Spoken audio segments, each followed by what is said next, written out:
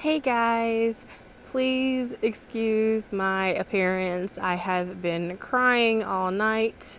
Obviously, this is a video I never thought I would have to make.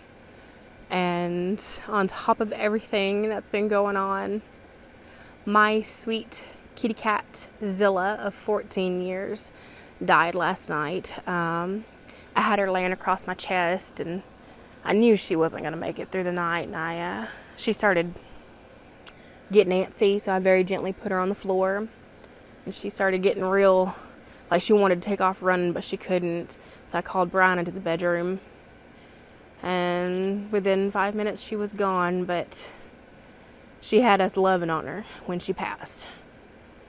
She was not alone, and we buried her right there. I'm planning on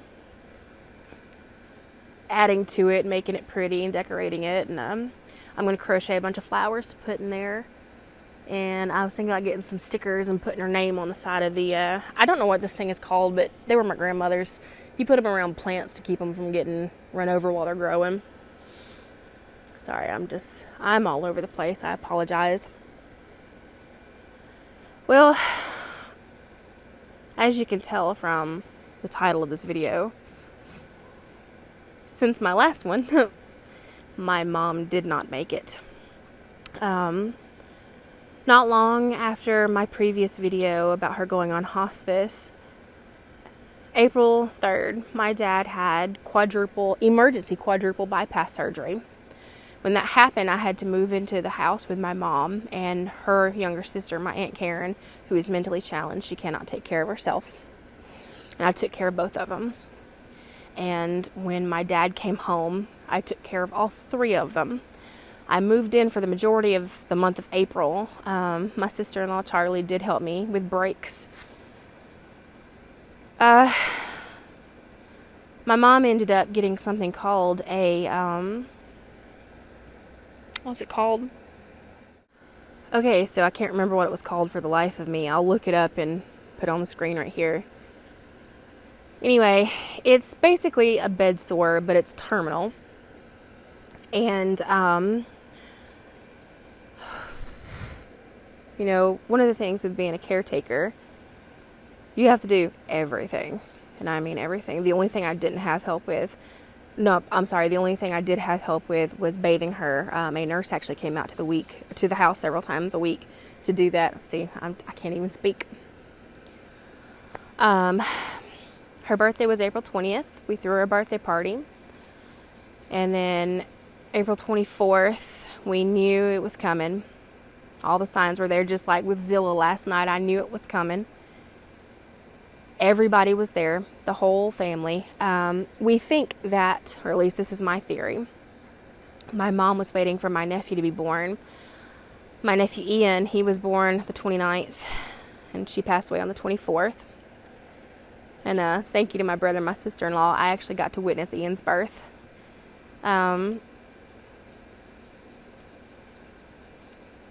We had called the nurse out to check on her because we couldn't get her blood pressure for anything, and everything that we used on her said her heart rate was like 25 beats per minute.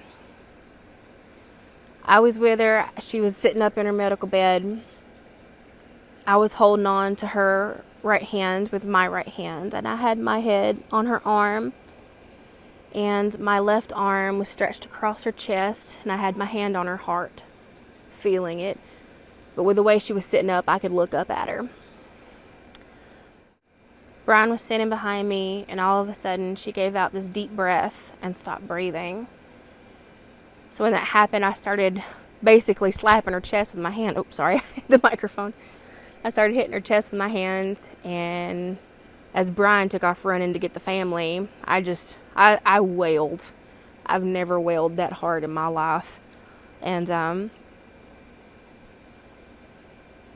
as soon as everybody was in there, and I mean everybody, my dad, my brothers, their families, all the grandchildren, everybody was there.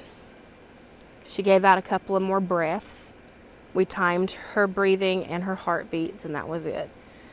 My mom had always told me when she died, She wanted to be at home, surrounded by family. And that's exactly what she got. All of her babies were there.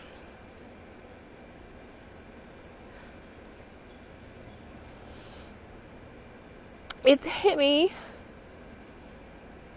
ridiculously hard, as I'm sure it has for a lot of people who've lost a parent. But, after taking care of her for a straight month and then watching her pass is not something I thought I would do at the age of 33. We buried her May 4th, and then May 8th was my birthday. It's also my dad's birthday. This has been the hardest few months of my life. And, my sweet Zilla, she is my comfort. She always sleeps on my chest or on my hip. I have to fight her off of my food. There's Pepper. Pepper knows what's up. And, Thomas and Oliver, all three of the boy cats, they stay outside. They have been loving on her grave. I'm sorry, I'm such a mess right now. I have just been dealing with so much. But I still plan to come back. I still plan to dedicate this channel to my mother.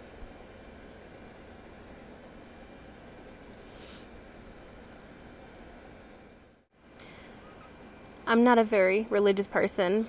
I grew up in a religious household. I grew up as a Messianic Jew. And as I've gotten older, I've just kind of fallen away from my faith. But I still believe. And even with that, I want to share a Bible passage that is distinctly my mom. And that is, she speaks with wisdom, and faithful instruction is on her tongue. She watches over the affairs of her household, and does not eat the bread of idleness. Her children arise and call her blessed, her husband also, and he praises her. Many women do noble things, but you surpass them all. I want to thank everybody for all of your love and your well wishes and everything y'all have done and said. It has really, really helped.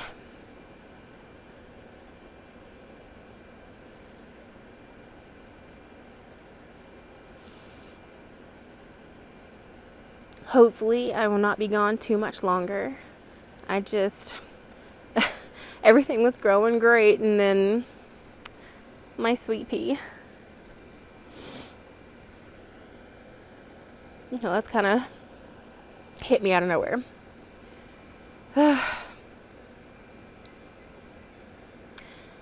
Hopefully, I'll have some videos out for you here soon. Like I said, I'm going to try really hard. I've been itching to get back in the game for you guys and for myself, and